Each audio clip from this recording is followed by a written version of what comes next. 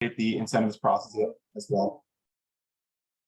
So before joining EDPNC and starting in economic development, spent almost 10 years in the supply chain logistics industry, initially starting as a export premier representative at CMA CGM, where I was the point of contact for large BCOs, which are beneficial cargo owners, supporting really every need from a customer service standpoint, whether it be bookings, documentation, dispatch, you name it. So I learned a lot in that role, and after a year or two, pivoted into an inside sales role where I supported both import and export customers in Florida and Tennessee. After about a year in that role, I took a job at Kuna and Nagel, a Swiss freight forwarding company, where I was based out of Charlotte, supporting drayage division. I was the national sales manager and learned a lot about trucking. And let me tell y'all, trucking really is the backbone of our economy, and there's a lot to it, a lot more than you would think, from moving a box to A to B. So that's my background, and if you have any questions regarding the trucking, that's the most relevant experience I've had, so can certainly shed some light onto that. But with me, I have two other industry experts, Brott, who is the Senior Director of Key Clients Trade Development of North Carolina Ports, and Brian Nielson, who is the District Sales Manager at Expeditors International. Aaron, would you like to tell us a little bit about your background and kind of how you got started in supply chain industry? Sure, absolutely. Good morning, everybody. My name is Brott. I am the Senior Director here at North Carolina Ports for Key Client Trade Development. I've been with the ports about 4 years now.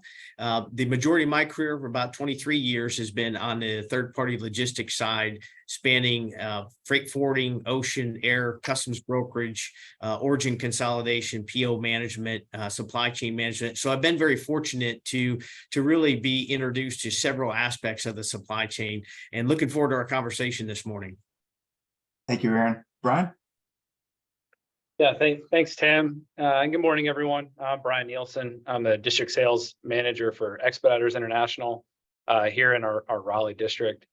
I started in the industry 17 so years ago in a management training program, and I've found a lot of passion and joy in the business that we're in, and supplying a service to customers. So I've worked in operations, account management, international operations, and I've been in business development for the last 6 years, and look forward to a good conversation with everyone.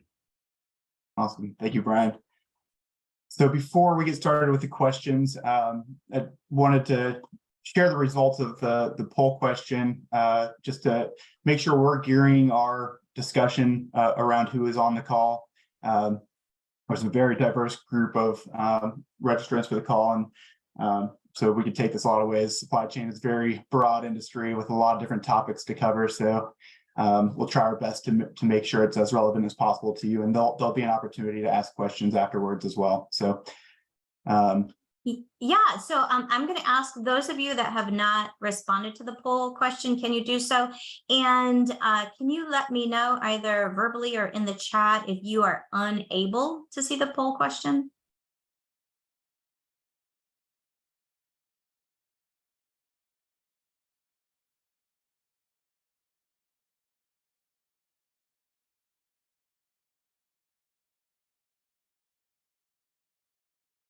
Okay, well, I think that we might have to skip that for now, Tim. So yeah, let's we can get just started and then come back to it if possible.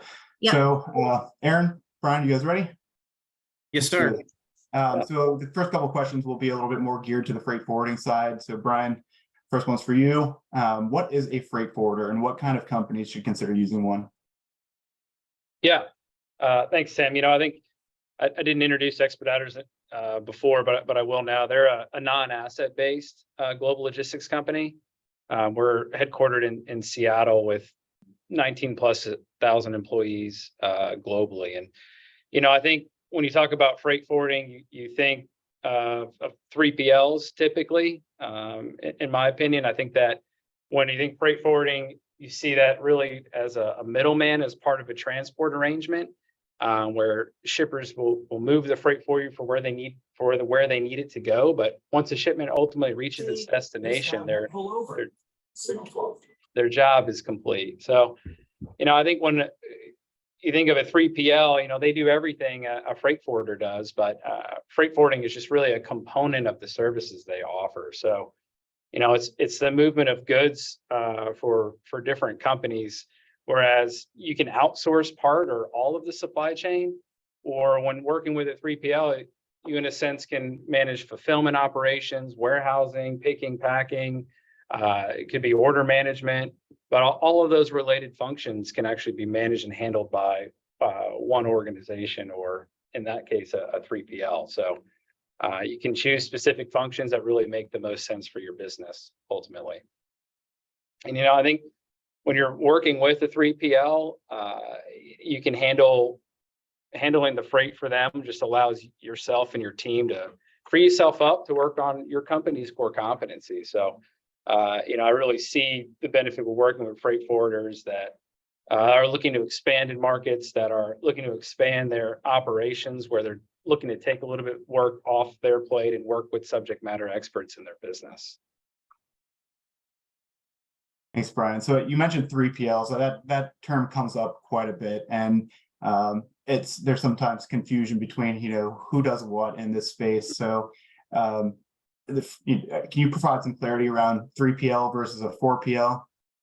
Sure. Yeah, 3PL is a third-party logistics provider, and a 4PL is fourth party.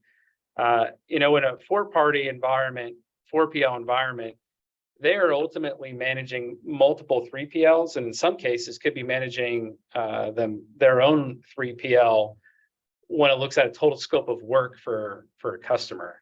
3PL is going to be managing business, whether it's air freight, ocean freight, customs brokerage, domestic transportation. They're going to arrange transport on behalf of whatever customer they're working for.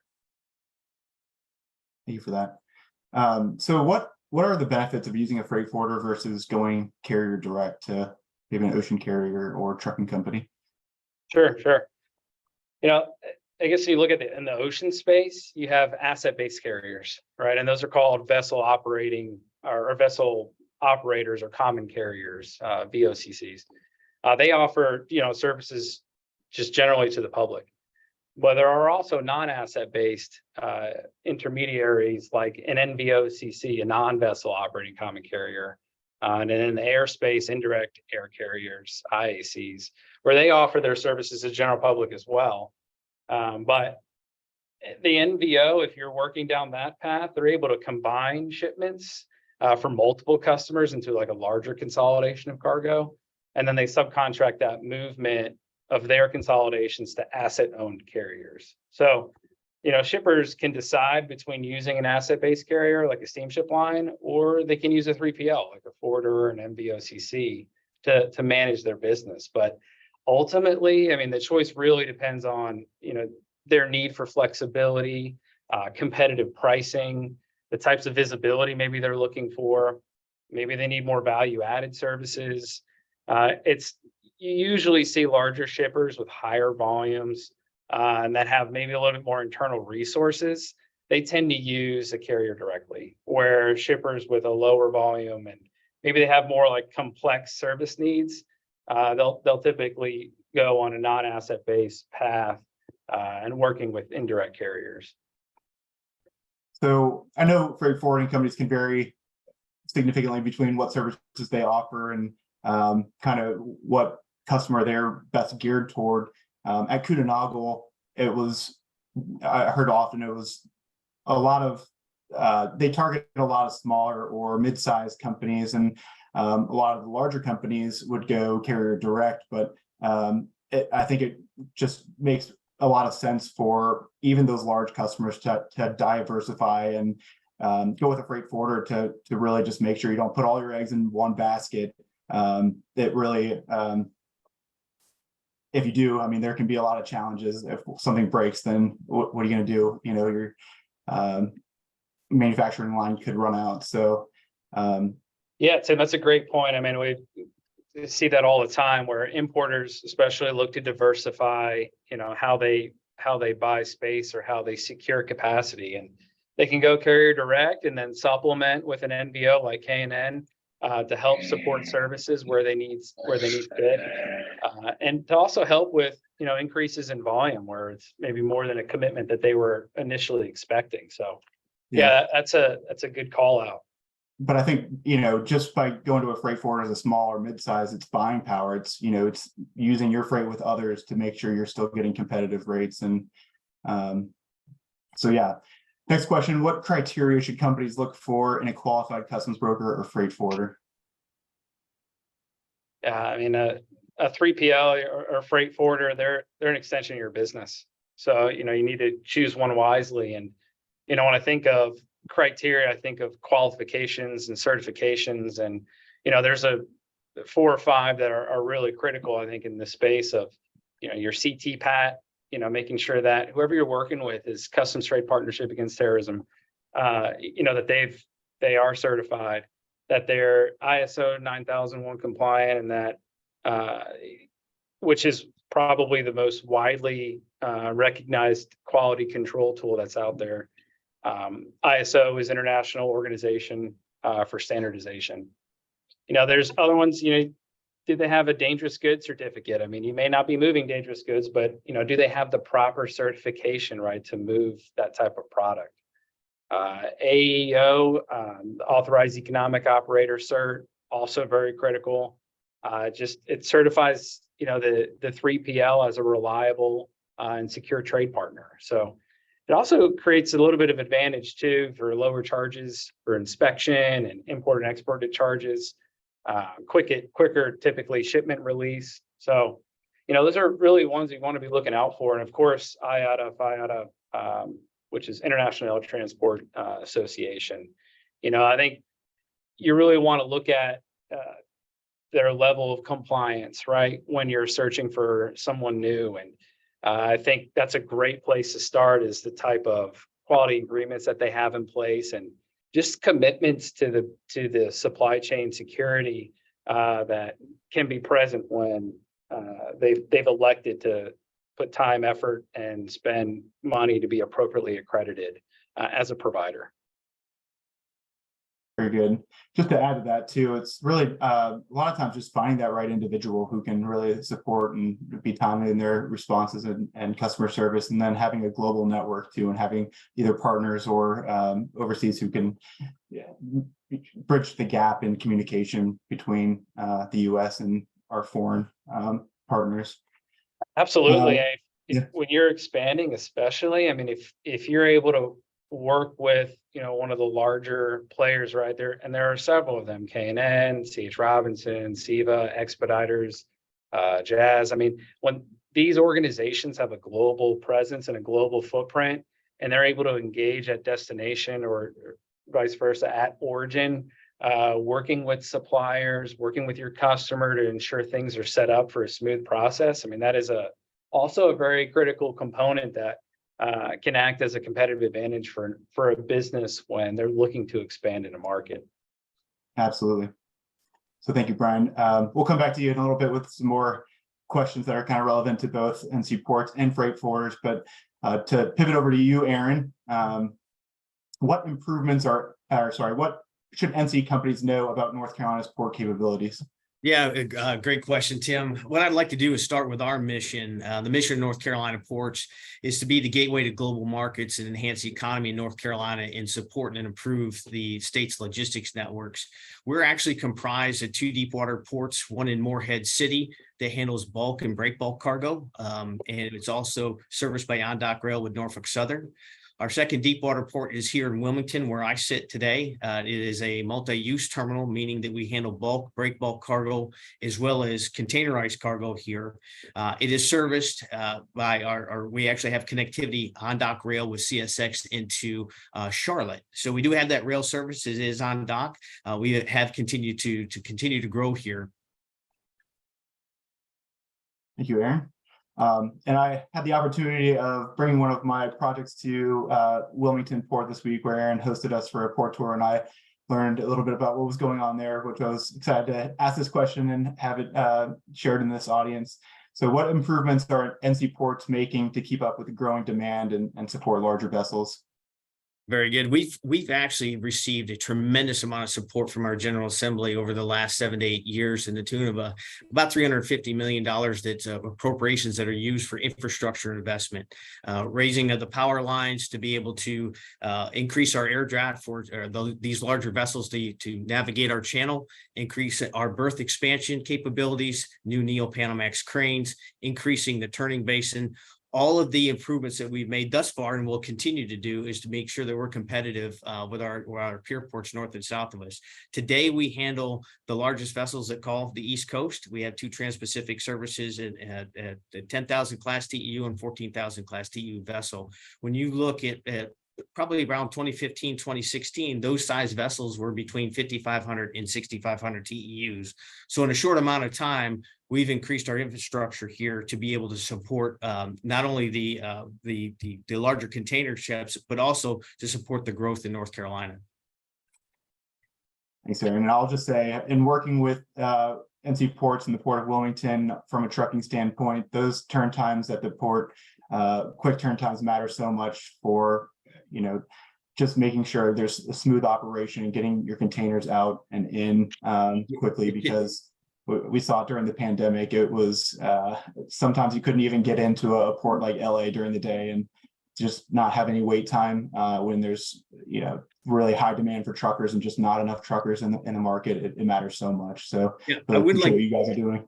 Tim, I would like to add to that. We were just recognized as the #1 best performing port in North America and number 44 globally.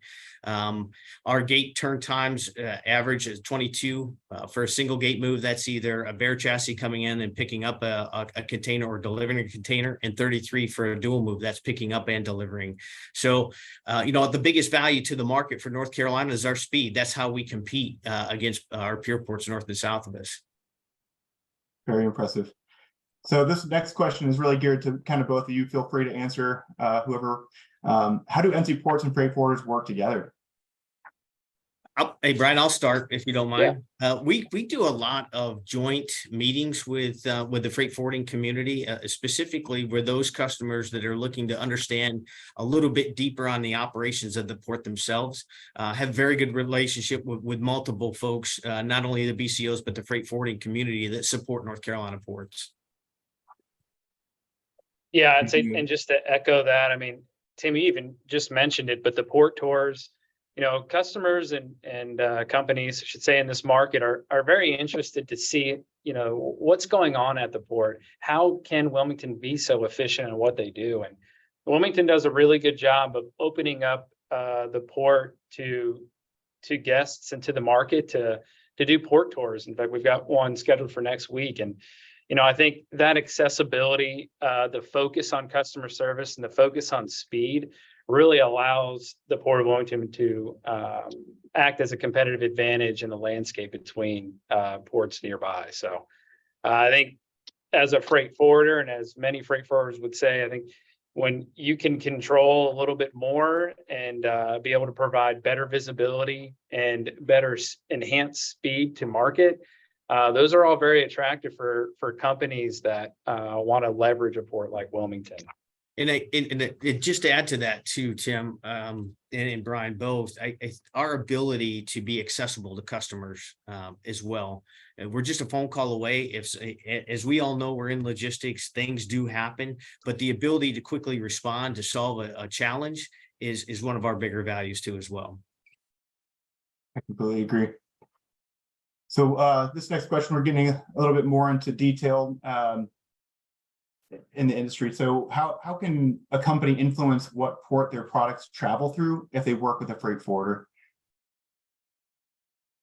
I think they can ask. I think that if it's their cargo and they're responsible for the ultimate routing, and they can dictate which port they want to work with. Freight forwarders have access to the capacity across almost all trade lanes. So if there's preference with using Wilmington over Norfolk or Norfolk over Wilmington, whatever, that can be presented back as part of a request for services. It just really depends on what's important ultimately to the shipper in that case. How accessible is equipment? How quickly does the product need to be at final consumption point? there's a lot of interaction between a freight forwarder and a customer with determining appropriate routings. So if there's preference with a port, they absolutely, it can be shared. Awesome. And Aaron, maybe do you want to share a little bit about your ports of call and service out of both Morehead City and Wilmington? Sure, absolutely. We'll focus on the containerized cargo. We have two Trans-Pacific services today. We have the VIA service and the 2M plus ZIM. We just announced expanded covered into Southeast Asia or South China, Southeast Asia. Called this is starting in May. We added a new European service, so we have two carriers now into Europe, Independent Container Lines and Ellerman, and we have three north-south services that handle the Central and South America with Crowley and Sealand. We continue to recruit those carriers. The voice of the customer, the voice of the freight forwarders wanting Wilmington helps in that recruitment of those carriers. So the cargo voice will help us continue to grow here as we continue the infrastructure investments needed to support that. Thanks, Aaron and Brian. So before I switched gears and started in economic development, the market, so a lot of what I was doing with the drayage side of things and trucking was rate related. And I saw capacity starting to open up a little bit in different areas and rates starting to maybe go down slightly.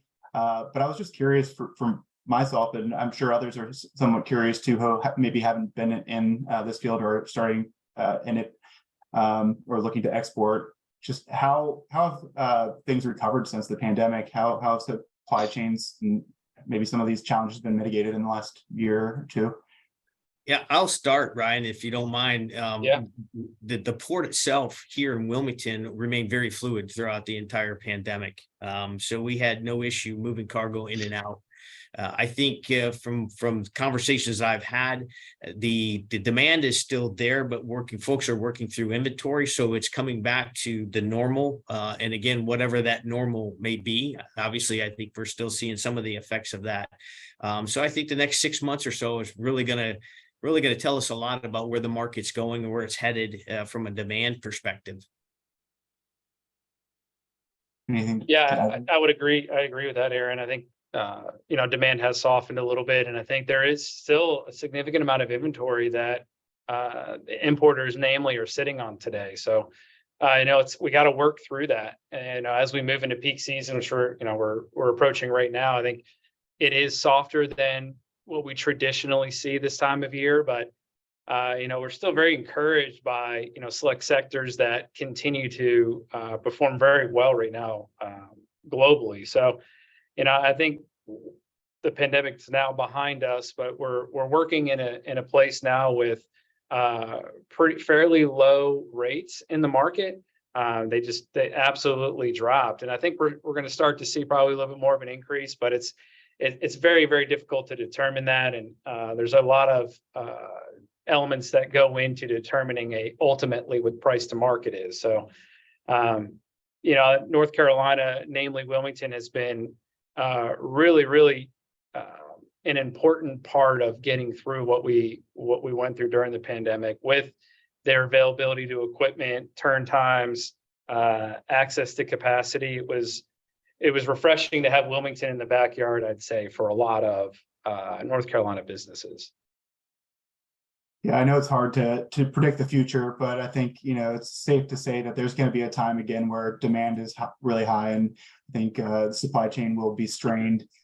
So again, I think it's really important to diversify and be nice to your truckers. I think, if you can accommodate their schedules, it could go a long way in making sure freight is picked up on time, you're making cutoffs and getting your cargo to the destination on time. So next question, do you have any general advice for companies looking to test the product in foreign markets for the first time, or even those who have exported for years? And either of you can answer. I'd say just continue to do your market research, having a good defined business plan to address exports, if that's going to be something new that you're doing, but just making sure you understand that the cost and transportation, making sure that you've done due diligence if an export license is required, understand what the duties and taxes are that could be applied to the product. Making sure you've got appropriate coverage on the insurance side. What risk do you have as you approach new markets? Anything to add, Aaron? No, I think Brian covered it. Okay. So I know we've shared some links in the chat, but maybe you guys can comment about them, or just maybe talk about any other resources available to shippers who want to understand. I guess we didn't put this in the chat, but wanted to talk about Incoterms and break down the kind of confusion around who's responsible in the whole timeline of a shipment from in the US to a foreign market, about who's responsible for costs and risks. So maybe Brian or Aaron, you can shed a little bit of light on Incoterms and how that can help exporters. Yeah, I can share a couple comments here. I mean, Incoterms essentially just determine who's responsible for what and when between a buyer and seller. The Incoterm is going to indicate the transfer of risk. Okay, so that transfer of risk can be very advantageous as an exporter with negotiating what you are comfortable with your ultimate buyer.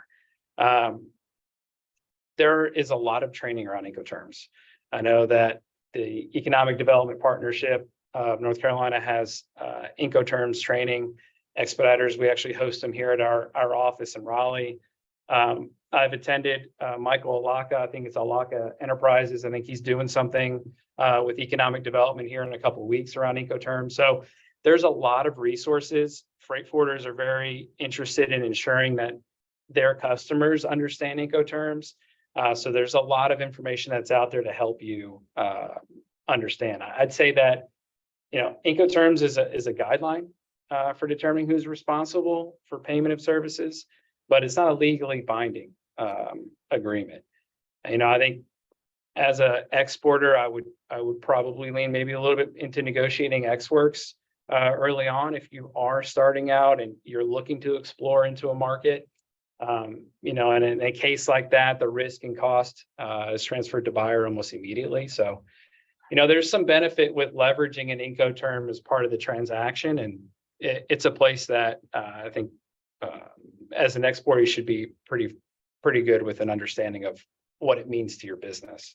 Yeah, I would echo Brian's comments. There's a tremendous amount of information that you can research on Incoterms. And what my experience has been in the past is folks interchange Incoterms on a regular basis. So the advice that I would give is again, make sure that you fully understand there's experts in the market that can help you with that. So you understand where those risks are at throughout the supply chain, especially on the international side. Thank you for that, providing that clarity, both Aaron and Brian. Are there any other resources you'd like to talk about? I know, Aaron, you had put a link to some tools that Yes. NC Port offers. Yeah, if you folks are interested in some of the cargo tools and some of the visibility capability, I've added a link, ncports.com/customer tools/cargo tools. If you folks are utilizing the Port of Wilmington, we do have a customer access portal where you can sign up for an account to be able to log into the system and see your containers on board. But there are other tools like our marine tariff operating that we have for specific costs on the port themselves. So there's a tremendous amount of opportunity there. If you have any questions when you're on the website, I've also added my email. You can certainly reach out to me and we can walk through that. Thanks, Aaron.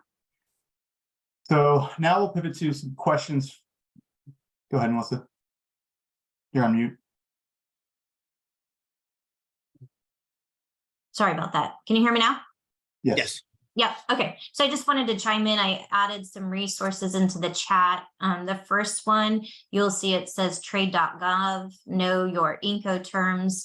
That comes from the U.S. Commercial Service International Trade Administration, which, by the way, has a wealth of information about anything and everything related to exporting. But that particular link, it has a video and some general information about Incoterms. The second link I put in the chat is the EDPNC events page. And this you'll see periodically about once every month or two. The Mike Alaka, the international trade compliance consultant that was mentioned previously, he does a series of export compliance and logistics kind of education courses for us every single year. You'll find his events there. And you can reach out to me if you don't already receive our event notifications to your email inbox. You can let me know and I can make sure that you're signed up to receive those. And then the third link I put, you'll see it says sbtdc.org. There are international business counselors, part of the Small Business and Technology Development Center in North Carolina, and they provide absolutely free counseling, particularly on these type of kind of back-end business operational components of international business. They can help guide you through Incoterms, and they also offer training. So those are just 3 key resources for you to consider. Thanks, Melissa. So yeah, now let's pivot to some questions from the survey. The first question, maybe you had covered, Brian, but maybe you can provide some clarity. The question is, can you cover where freight forwarders might offer some of the services customs brokers offer and when you might contract both? Yeah, I think I may have talked through that a little bit already, but yeah, in a sense, right? I mean, a freight forwarder is doing a component of a service where, if you're also including customs brokerage as part of the solution in a transaction, then, you're, in a sense, one company could actually facilitate whatever the service is that's needed. I think I answered the question there, but yeah, I think in a sense, it's going to be an end-to-end probably approach to whatever the service requirement is. Right. Okay. And then next question, how do NC ports compete against Charleston and Savannah? That's a great question. Our biggest competitive advantage is speed and flexibility, to be able to do customer value added programs on dock, to be able to turn cargo very quickly, as well as operational water side on the ships themselves with our 39 net crane moves an hour. Very good. Next question, do we need to ship full containers to take advantage of using, it says this idea, but I'm imagining it's using a freight forwarder? No, you don't. A freight forwarder can procure transport for LCL, for full container, obviously on domestic as well. But there's not a limitation there in terms of the size of cargo in that sense. So yeah, in the logistics world, we call it LCL versus FCL. So there's the less than container load, which is LCL, and that's just putting a bunch of cargo with other cargo in it to make a full container. And then FCL, which is full container load, being a full 20-foot container or a 40-foot container, even a 45-foot container. So thank you, Brian. Next question, what happens at the ports with the transfer of goods? Both outbound and at foreign port with customs clearance. And I'm not 100% sure what they were looking for exactly in that question, but could be more of like happening on site or just with the process of when customs clearance happens. Yeah, I was going to shed some light. Tim, from a high level perspective, right? Typically on an import side, coming into the U.S., goods are cleared 5 days out prior to the vessel arrival. Customs has the ability and has the authority to examine if they need to or not. Once that shipment is cleared, typically the customs broker will be notified that the shipment is cleared, and then the customer can dispatch their trucking company in to come pick up the container and or air cargo. Now, as far as foreign ports, it's a very similar process, high level, but there are probably more than likely very specific details that go along with that. But from a high level, that's really the process. And on the export side, you have to have shipping instructions completed before you can file for and get an ITN number, essentially. And that has to happen before your container can even in-gate at the terminal. Yeah, and he has to have a booking number too as well, and an AES. Very good. So next question, how do you know what documents are needed by different countries? Yeah, for export transactions, I mean, there's a number of kind of documents that the shipper, must produce depending on its destination and the type of shipment. I include, actually, Melissa referenced it as well, that the trade.gov website is an outstanding resource for this. Your freight forwarder can also support with determining the right documents for country, depending on the country. But you need your commercial invoice, your packing list, your shipper's letter of instruction, any commercial declaration, obviously information on an export license, dangerous goods. I mean, there are several documents that are required for this. And, I think when you think of destinations that really come to on the radar are, that have pretty restrictive process with documents and importing processes. It's, your Brazil, your Argentina, India, China. So, there's, again, it's one of those things where there's a lot of resources out there to help provide appropriate guidance. But your freight forwarder and your 3PL can really help educate an exporter of what's needed. I will say again that trade.gov website has a ton of information and a lot of information directed toward businesses that are just starting out on the exporting journey. And it looks like it's been recently refreshed as well. So a lot of good content available for businesses to learn what's required per country. Beautiful. I'll have to check that out myself. And then last question from the survey, which is a little bit of what we hit on cost with Incoterms before, but more generally, I know there can be a lot of accessorial costs, and sometimes it's difficult to understand what the full cost of a shipment is going to be up front. So is there anything do you have any advice for customers who are struggling with that and want to better understand the full cost up front? I think that goes into the request with the provider you're working with is, you ask for a detailed description, line by line of the fees that are going to be expected on that transport. I think that's really the place to start. If you've agreed on a quote, then you've agreed on what fees are going to be applicable and what are not. So, I think if you walk through a quote together with your provider, they can tell you which ones may or may not be applied. So, if you're looking at a quote and you see a section that has quite a few charges that you're just unsure of, you have full right to just get a better understanding of what's going to be applied here. So there aren't surprise charges once product's delivered and on the other end. We'll just encourage you to make sure you fully understand the terms and conditions or rate exceptions, and certainly ask questions. Thank you, Brian. Yeah. So that wraps up the question segment of what we had prepared. I guess at this point we'll open it up to questions from the group. Yeah. So if you have any, thank you so much, Tim. Thank you so much, Tim. I just wanted to encourage, which is what Tim is probably just going to do, encourage you to type into the chat any specific questions that participants that are on the line have, and they can answer those questions for you right now. So I encourage you to do that.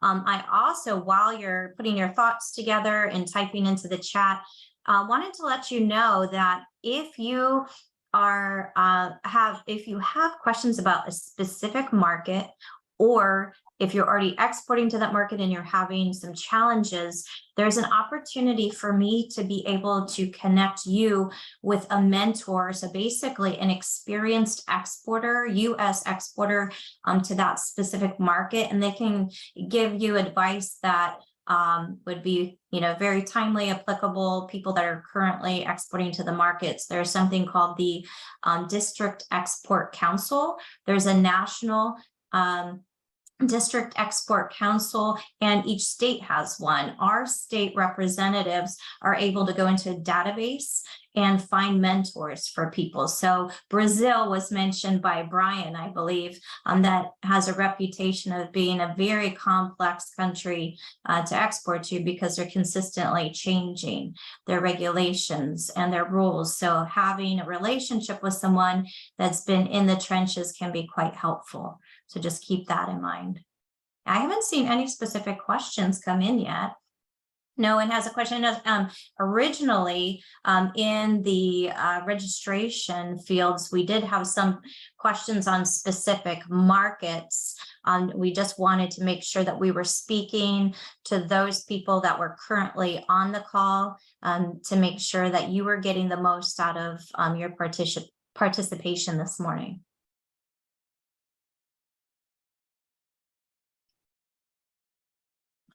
No, well, you must have been very thorough with your questions and answers, gentlemen. I also wanted to emphasize that a lot of information was given, a lot of acronyms, also emphasis on how much documentation needs to be in place and done well, and each market is different. Don't be overwhelmed. We have resources to help you. So in concert and in combination, if you are tapping into our training, as well as working with an international business counselor through the SBTDC, doing your networking, working with the mentors that I mentioned, reaching out to the panelists on the call today, I have confidence that we can ease any concerns that you have and get your questions answered, even on market specific transactions. Brian, Aaron, Tim, do you happen to have any thoughts as to a lesson learned from a company that you've worked with, where perhaps they made a decision that ended up costing them more than it needed to, or perhaps delayed their shipments? Can you give any kind of mini case studies for lessons learned that might help the callers today? Yeah, I think just starting, we'll go back to what Brian and I touched base on, the X-Work side, or the Incoterm side of the discussion, is really to fully understand that, partner with a logistics provider that has the expertise in whatever country that you plan on exporting to. I've seen over and over where those connections have not been made, and it has impacted business for that particular company. So if you can make sure that your partner has your vested interest in mind, understand all your costs up front, I think that'll serve you well as you move forward. Yeah, I'd say, reference to a situation that happened in the Suez Canal, where the vessel ultimately ended up having to declare general average. We saw businesses that were challenged with, having to pay for that because they didn't have appropriate coverage in place. You see individuals move around in organizations, and, sometimes it's just tribal knowledge that the organization has an appropriate marine policy, and an appropriate marine policy that covers general average. It's a very, very specific call out on this, but it's just to say that, take a look at, like Aaron is referencing here, take a look at the risk that you're actually taking on when you're moving your goods. At what point are you no longer responsible for that product? I think that's just, time and time again, you see that as an area of opportunity for a lot of businesses. Yeah, and I'll chime in on that. I had a very interesting observation happen. So I did a couple of different online education classes on learning Incoterms and trying to make decisions on which to go with. And I received two completely different sets of recommendations by two very well-versed professionals. So just make sure you understand clearly those trade-offs, like Brian said. And the example I will give is that, X works, you might be covered more for, liability, and it seems appealing in many situations, but maybe in certain situations, you actually want to take on the responsibilities, because then you're in charge more. You're not leaving that responsibility to folks that you're not sure if you trust on the other end. So there are a lot of considerations, and that's why I think working with an international business counselor could be helpful as as you're learning these things. You can take the advice from your freight forwarder, cross-reference that with what you've learned, and really make independent decisions based on your particular situation.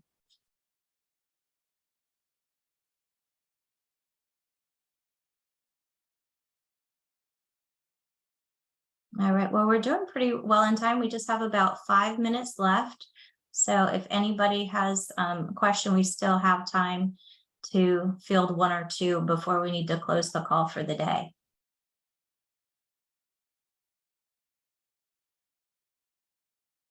Great.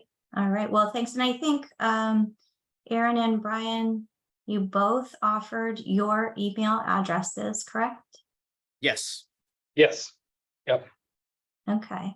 Mine's And in then there. Okay, great. Yeah, so everybody's email address is on there. And any last minute comments, suggestions, questions? All right, well, thank you everyone for joining.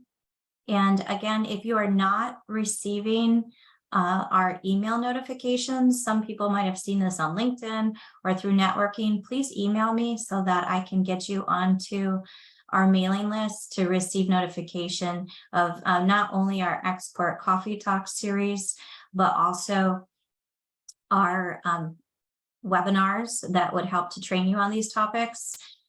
We also will send you opportunities to co-exhibit in booths with your North Carolina International Trade managers. So you'll have opportunities to save money by joining us in booths. And one of the most important announcements I'd like to make is that our trade manager who who manages the grants will be offering a webinar in September to walk through the details of next fiscal year's offerings. Fiscal year will start October 1st. Each year, we change the parameters just a little bit. So if you've utilized our grant program in the past, it would still behoove you to join in that webinar so that you understand what changes have been made for the upcoming fiscal year. Last year, the grant funds were fully allocated just a few months after the money became available. So we are encouraging people to promptly, within the month of October, contact your trade manager to find out the details and get your grant application prepared. Thanks again, everybody. Have a wonderful weekend. Thanks, everyone. You. Thanks, Aaron. Bye. Thanks, Sam. Thanks, Melissa. Thanks. Bye.